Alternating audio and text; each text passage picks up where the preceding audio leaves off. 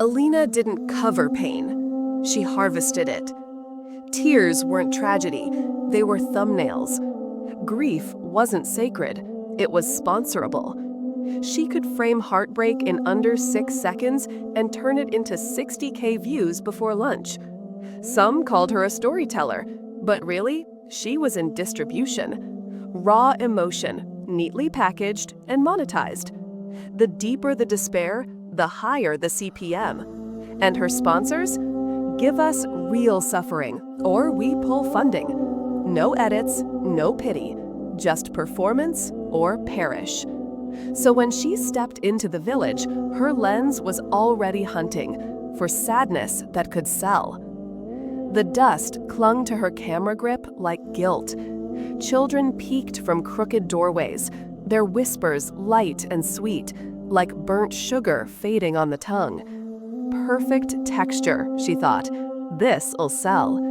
She moved through the silence like a ghost with a deadline. Cracked walls, hollow eyes. A place that didn't just feel forgotten, it felt used. As if they'd been filmed 100 times already and knew the drill better than she did. Still, she kept rolling until she saw him. A boy, maybe 12, sitting cross-legged in the dust, sketching lazy spirals with a stick, like he had nowhere to be and all the time in the world to be there. No hunger in his eyes, no drama, just peace.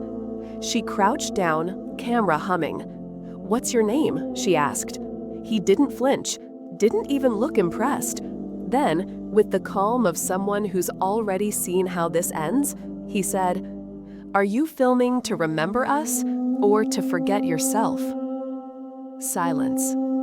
No birds, no wind, no click. Just that line, dangling in the air like a truth no one had the guts to say out loud. And for the first time in years, Alina felt filmed. Alina's breath hitched. For a split second, her thumb froze, hovering over the record button. The boy's words weren't just echoing, they were a cold, hard echo in her chest. Are you filming to remember us or to forget yourself? She snapped back a smile, not a real one, the kind influencers wear when their polished world cracks. Wow, original. That's so deep, she muttered, voice sticky sweet with sarcasm. Hit me with that again for the take, sweetie? The boy tilted his head, not confused, just tired.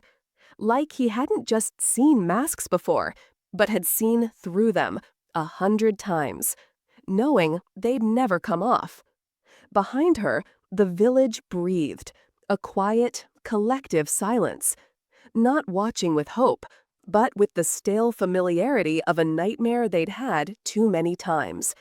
This story, they'd lived it, and no one ever stayed long enough to change the ending. Alina wasn't ready for that answer, and worse, she knew the footage was worthless.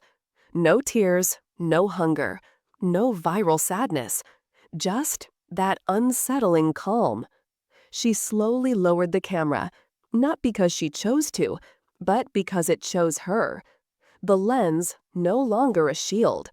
And for the first time, she really inhaled the air, thick with dust, smoke, and something older, a heaviness. A story too real for edits, too ancient for any algorithm. She looked at the boy again, really looked, and realized he wasn't performing, he was watching. She was the story now. And the village? They weren't background props. They were the jury. And they'd seen her kind before. Tripods, scripts, sympathetic nods. All exit, no echo. She sat alone on the edge of the well. No filter, no script, just silence. The kind that doesn't echo, it clings. Her camera rested on her lap, still recording. Accidentally, or maybe not.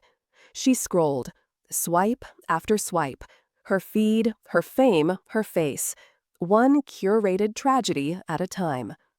Children crying in sepia, old women praying in slow-mo, A man weepin', looped to lo-fi piano. Caption, the pain we forget. Hashtag humanity. She almost laughed. Almost. But her throat tightened instead, like guilt had hands and finally found hers. Then she saw it. The boy. Not on her camera, on someone else's. A repost. 10 seconds, a